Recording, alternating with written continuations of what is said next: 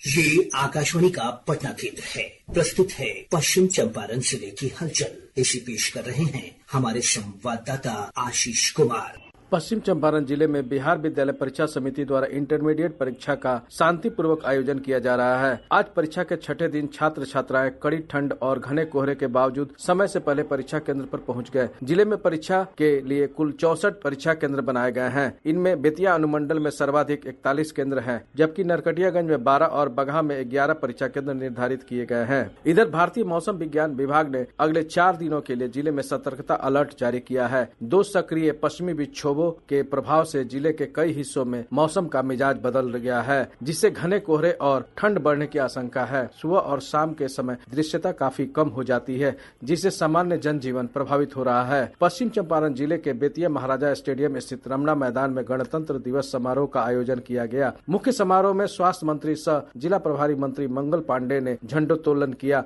और राष्ट्रीय ध्वज को सलामी दी। श्री पांडे ने समारोह को संबोधित करते हुए कहा कि हम आजादी के लड़ाई में प्राणों की आहुति देकर देश को आजाद कराने वाले शहीदों को नहीं भूल सकते हैं। इसके साथ ही उन्होंने सरकार के द्वारा चलाई जा रही विभिन्न विकास योजनाओं की जानकारी लोगों के बीच साझा की। जिले के लौरिया में फार्मर रजिस्ट्री योजना के तहत विशेष कैंप लगाए गए हैं। किसानों को अब एक यूनिक फार्मर आईडी दी जा रही है, जिसका उद्देश्य कृषि से जुड़े सभी सरकारी योजनाओं का लाभ किसानों तक पारदर्शी और सरल तरीके से पहुंचाना है। प्रखंड विकास पदाधिकारी संजीव कुमार ने बताया कि प्रधानमंत्री किसान सम्मान निधि योजना के लाभार्थियों के लिए फार्मर रजिस्ट्री कराना अनिवार्य कर दिया गया है। जिन किसानों की फार्मर रजिस्ट्री नहीं होगी, उन्हें भविष्य में पीएम किसान योजना के तहत मिलने वाले वार्षिक सहायता से वंचित होना पड़ सकता है। पिछले माह पश्चिम चंपारण के नरकटियागंज में बिजली विभाग ने छापेमारी कर 1 दर्जन से ज्यादा लोगों को बिजली चोरी करते पकड़ा। विभाग ने बिजली चोरी में पकड़े गए सभी लोगों पर FIR दर्ज कराई, साथ ही सभी पर जुर्माना भी लगाया। जिले में बीते दिनों भारत नेपाल सीमा की सुरक्षा में तैनात 65वीं वाहिनी सशस्त्र सीमा बल बेतिया द्वारा नागरिक कल्याण कार्यक्रम के अंतर्गत 25 ग्रामीण महिलाओं के लिए 1 माह का ब्यूटिशियन प्रशिक्षण कार्यक्रम कमांडेंट नंदन सिंह मेहरा के मार्गदर्शन में संपन्न हुआ।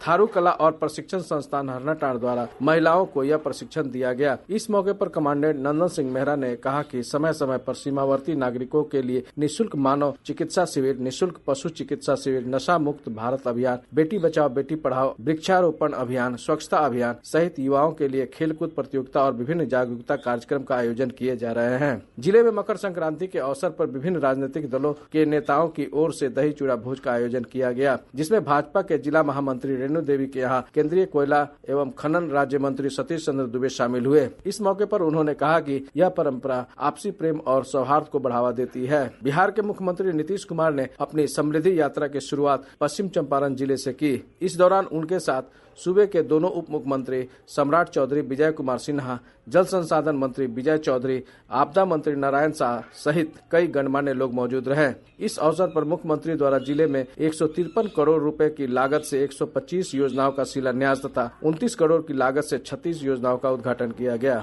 मुख्यमंत्री नीतीश कुमार ने आयोजित जनसभा को संबोधित करते हुए कहा कि बिहार के विकास के लिए हम लोग तत्पर हैं। जब हम 2005 में आए तब से हम राज्य के विकास के लिए काम कर रहे हैं। श्री कुमार ने कहा कि हमने शिक्षा के लिए लड़कियों को साइकिल, पोशाक और छात्रवृत्ति दी। शिक्षकों की 5,24,000 बहाली की जा चुकी है। स्वास्थ्य व्यवस्था में सुधार किया गया है। अब सरकारी अस्पतालों में रोज 11,600 मरीज आते हैं। सड़कों की व्यवस्था दुरुस्त की गई है। पटना से बेतिया अब 5 घंटे में पहुंचा जा सकता है। जनसभा को संबोधित करने के बाद श्री कुमार ने अधिकारियों के साथ जिला में चल रही विकास योजनाओं की प्रगति को लेकर समीक्षा बैठक में भाग लिया। जिले के बेतिया नगर निगम की महापौर गरिमा देवी सिकारिया ने बीते महीने कड़ाके की ठंड में नगर निगम के 9 अधिगृहित क्षेत्र गोनौली और बेलदारी के सैकड़ों परिवारों के बीच कंबल वितरण किए।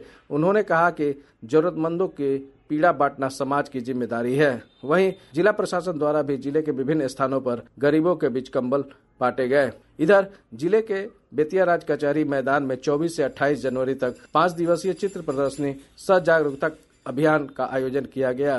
प्रदर्शनी सह जागरूकता अभियान का उद्घाटन लोकसभा सचेतक सह भाजपा नेता डॉक्टर संजय जायसवाल ने किया और समापन बेतिया की मेयर गरिमा देवी सिकारिया ने किया।